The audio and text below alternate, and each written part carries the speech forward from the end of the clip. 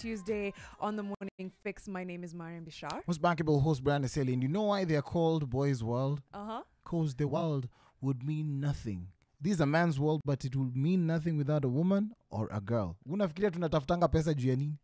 I don't know, to feed yourselves. To feed ourselves. Tungekuwa tunalima, we get whatever we get, and that's it. But we look for money because prestige, because we want to provide for y'all. Now, y'all have needs. Speaking of provision, it seems that more young people are getting back into skills that that work with your hands. To get into the job market, they're looking for skills that are not conventionally thought of as, glamorous. Because for a long time, people thought that the way to earning money was higher education, specifically in the form of degrees, diplomas, certificates, etc. But youth are now taking up hands-on skills on growing demand for things like electricians, plumbers, woodworking, welding, etc. There's a story on page 12 of the Daily Nation that profiles a few young men and women who are doing well in these fields. For example, Beth Bosibori, who is a 23-year-old plumbing apprentice, Elizabeth as well, who is a welding apprentice, Aston Mwendwa, 19, an electronic student, and Velma Ondete, who is also 19 and starting her journey in plumbing. Yes, and this is simply because there's been a pull-push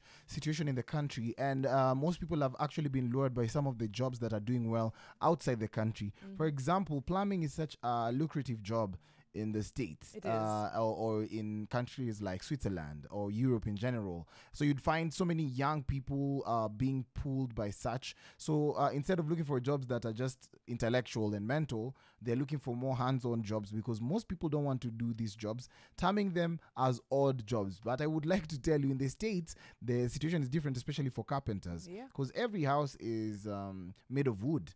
And so, meaning more woodwork. So who else better than carpenters to actually handle the situation? True. Plumbing as well. Such essential life skills. Also, but in those countries as well, there's systems for accreditation. Here, like plumber ni, unajua plumber, sink yangu imebust. Anakuja mnaangaliana mnasema hii inakaa so nane. There's no measure for service.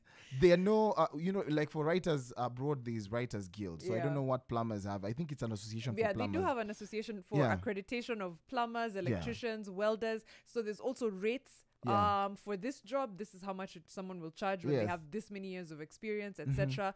And then, and they're paid very well. They make a great living. I'm hoping that can be the case for Kenyans here, because these skills are they're necessary for life, and the fact that we've thought of them as odd jobs, like you said, as opposed to things that are necessary to keep the fabric of our society intact is very, very strange. And